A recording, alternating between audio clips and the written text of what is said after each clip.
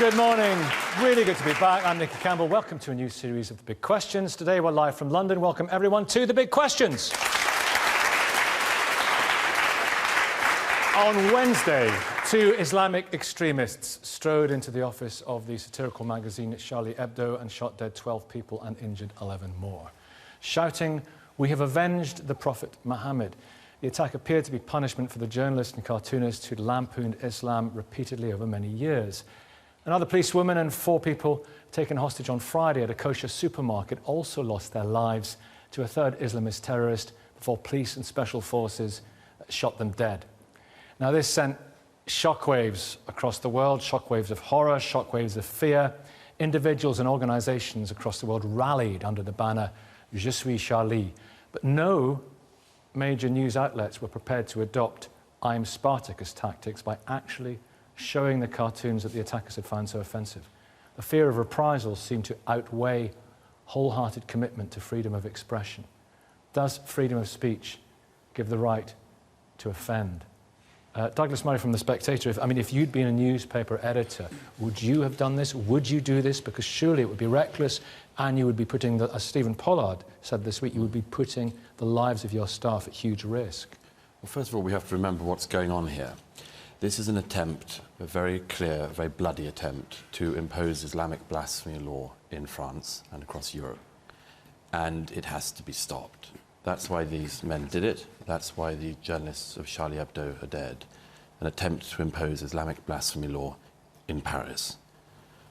The problem is that unless you have an "I am Spartacus," as you say, tactic on it, it's not worth any one individual or any one, well, let's put it this way, no one publication doing it, because, after the Danish cartoons affair, Charlie Hebdo was the only paper in the world, really, that continued to say it is our right as secular French citizens to draw, lampoon, laugh at, write about whatever we want. We're free people in a free society.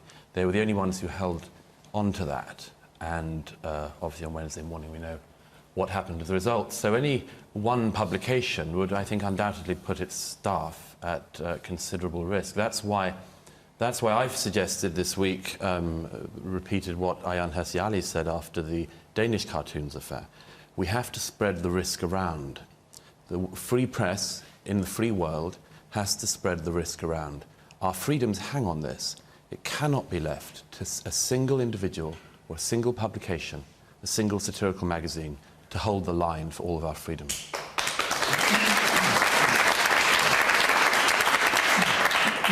Raza Nadim, I come to you because you are scowling. Yeah, because I disagree with everything he said so far, because... Everything? Yeah, most of what he said, because I stopped listening after a while, because it just didn't make sense.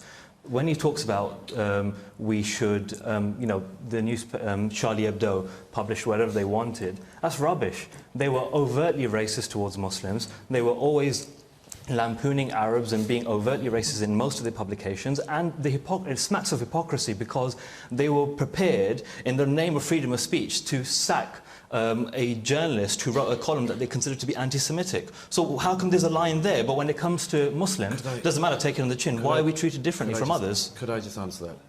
He was charged with a hate crime as well. Sorry, it's really rich. There are 12 people dead. Oh, please, no, don't try to use their deaths. No. Just don't. Please, don't try, because I just give you an example where they did... No, let me finish my point. No. The clear example where they don't care for freedom of speech. Okay, on that example, Douglas, Douglas will address that example. If he doesn't, we'll make him. And then I'll come back to you and ask you another question. A dozen people were killed, and they're now being smeared as racists, like this gentleman here. And I think that's intolerable. No, I did not... He clearly knows nothing about Charlie Hebdo. I just gave you an example. About France, nothing about French traditions of free speech. Charlie Hebdo is a left-wing, anti-racist publication. It has lampooned and does lampoon everybody. In recent years, it has taken particular delight in lampooning. Most of the attacks on Charlie Hebdo, the non-physical attacks, have been from the Catholic Church, repeated attempts to criminalise Charlie Hebdo for what it says about the Pope. Marine Le Pen, the far-right wing leader, is one of the main targets of their satire. You don't understand anything. I just gave you an example. Let me ask you a question, and then thereafter we're going to spread the love, okay? As it were. Raza, Douglas touches on this. France has a long, some would say fantastic, certainly very proud tradition of vulgar and rude and anti-religious cartoons. Isn't it a cultural imposition for a minority to seek to change that? Muslims Answer that question. In France, in 2006, a rapper was prosecuted for saying, "I want to urinate on Napoleon." So where's this, in believing in a person, we can offend whoever we want? It's rubbish. Muslims are being asked to believe in freedom of speech more than others are, because in France they're prepared to prosecute an individual on that basis. They've banned comedians that they consider to be anti-Semitic. Now I'm saying it's right, if someone's being anti-Semitic, stop them. But why, when we're saying someone is being Islamophobic and anti-Muslim, we're saying we'll take on the chin? Why are we treated differently? If it's unacceptable, as many people feel it is, many people find it deeply offensive to see cartoons of the Muslim prophet Muhammad. Is there any way in which it is acceptable to poke fun at Islam?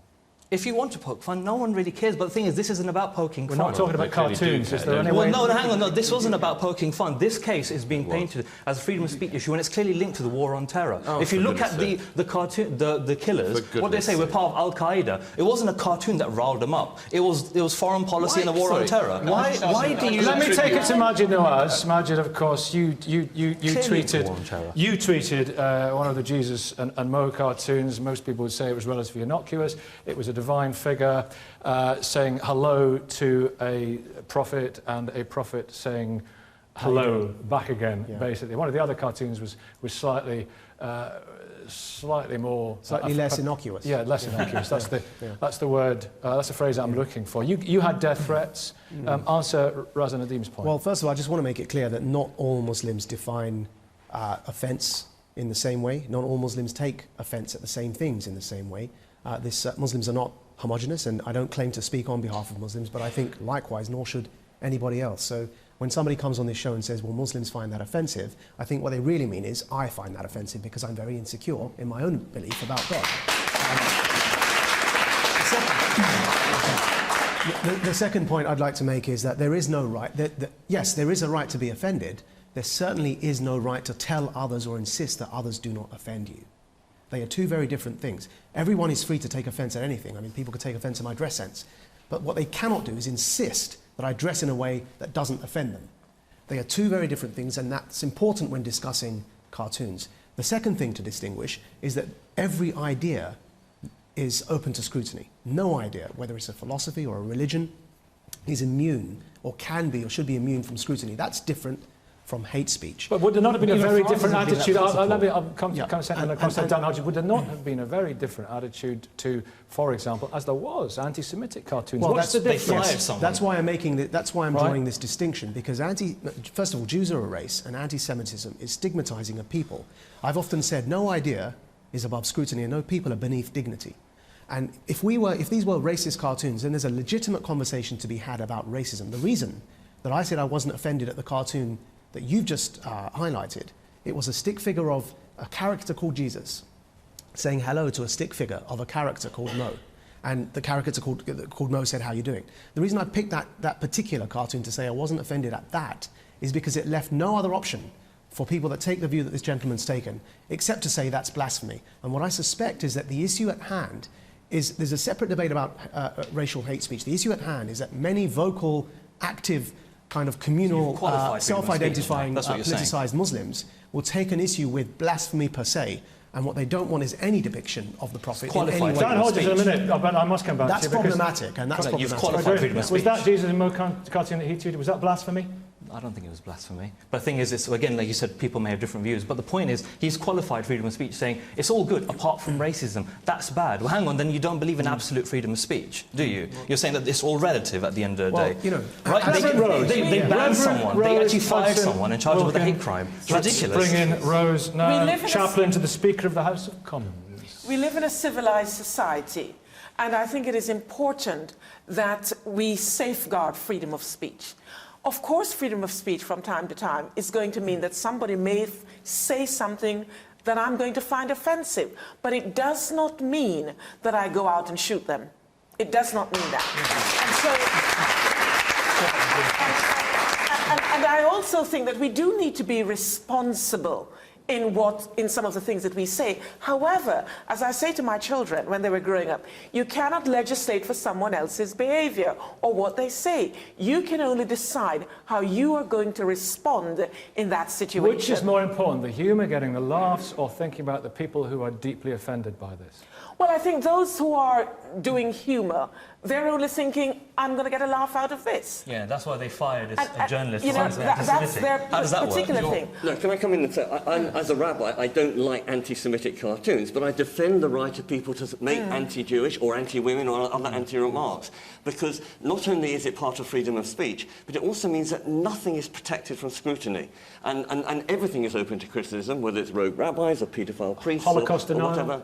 Pardon? Holocaust Well, that's a historical difference. I think the real dividing line is you have a right to criticise, but you don't have a right to incite to violence. And when it goes from inspiring laughter to inspiring actual physical actions, that's the dividing line. Dan Hodges, freedom of speech, all these different lines. Dan Hodges, if I may, we're not heard from Dan yet, Yeah, no, Raza, and I'm no doubt we'll hear from you again. Dan Hodges, columnist of the Telegraph. Are we cowed?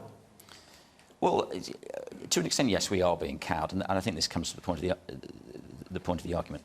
It is ridiculous to say that we all have an absolute right to say what we like whenever we like it at any time. We don't. We have constraints on free speech, even outside of the religious sphere, which is why we have defamation laws, we have libel laws, things such as that. There are various factors which mitigate how we exercise our free speech. There's no doubt about that. The debate we are having here today is about, should one of those factors be fear? Should one of those factors, it quite clearly is, should one of the factors that influences our free speech be the fear that if we exercise our free speech, someone is going to come in and murder us? Now, you made a point, and I think there is some legitimacy in the point.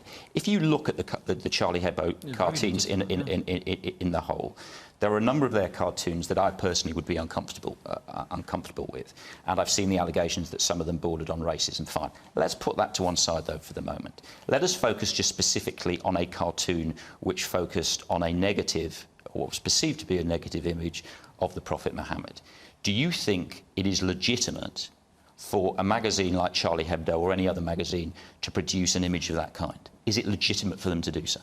If you're asking me to believe in freedom of speech more than other people are, then no, because they were prepared to ban someone when they wrote something anti-Semitic.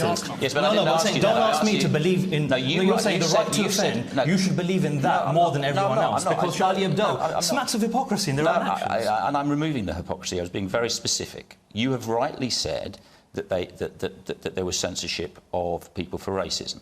I accept that people should not be allowed to express racist towards Arabs as well. Exactly, fine, and I'm accepting that.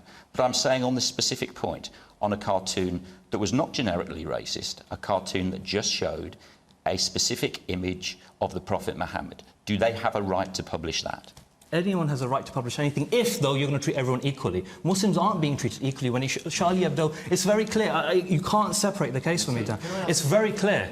Imagine us. Yeah, so you're saying anyone has the right to say, if they did publish a cartoon of the Prophet Muhammad that didn't have any racial... We'll do the same about show black people in a bad light, show Jewish people in a bad light, but you won't, though, right? No, because freedom of speech has limits. Can I ask the question I was going to ask? If they did depict an image of the Prophet Muhammad that didn't have any racial stereotyping whatsoever, and so therefore it takes away that point, are you then supportive of that? Would you say, yes, that's fine, that's a good and legitimate question to ask? The founder of a religion that's influenced billions of people across the world, it's legitimate to scrutinise any religion, including the Prophet Muhammad and Islam. It's legitimate. Charlie Hebdo was not in the business of trying to get dialogue going. He was looking to offend. Okay, dialogue in a second. Dialogue in a second. Let's hear the audience. Lady back there with the blue top. Hello, good morning. Good morning. Quick points, please. The point is, I'm just wondering, I get this idea, we have a Muslim and we have race. Muslim is a faith system, and therefore it's not a race. So we cannot use the word racism when we're talking about a religion, because it is a choice. Yeah. Your race is not a choice, and anything that you can convert to is not a race. So therefore we're looking at two different issues, and we're conflating two different ideas together to try and make a point that doesn't make sense. Right there at the back. Hello. I think the issue involved here is hypocrisy. Why? we tend to give the impression that everything we do, we can do it freely. If you are cooking, for example, there is a limited amount of salt you have to eat. You are driving on the road, there is a speed limit. Anything you have to do, there must be a limit. So freedom of speech cannot be without a limit. The issue here is... Would you find so, these cartoons, a cartoon of the Prophet Muhammad, offensive? I find them offensive, but I will not react the same way these people reacted. No, of course, however, of course. Let me ask you another question, because the Guardian cartoonist Martin Rowson, he was saying on Channel 4 News that he did want to do a cartoon of the Prophet Muhammad with a T-shirt on, Prophet Muhammad T-shirt, saying, "Not in my name," but he didn't feel he was able to do that. If he had done that, would you have found that offensive? I have said it, and I'm repeating it here as a Muslim, that you can offend. You have the choice to retaliate or to forgive. That is what Islam Would you have preaches. found that offensive? Even if I find it offensive, I'm not going to react by killing these people. I know that. Right, that is the point. I understand. However, Let me bring it back if I can. Let me bring it. Of course you wouldn't. But let me bring it back.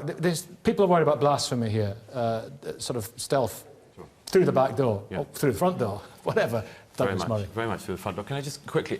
there are some people speaking about who have clearly sort of mugged up on Charlie Hebdo in the last couple of days and drawn from this tragedy whatever they like. But you really should know more if you're going to speak about this. And I have shown more than you about this topic. You're going to need to know more before you smear dead I'm not smearing. I'm not smearing all dead people. One thing you may not be aware of. One thing you may not be aware of, but it's worth throwing into the discussion, is that there are laws on the continent, particularly to do with anti-Semitism and particularly to do with the Holocaust.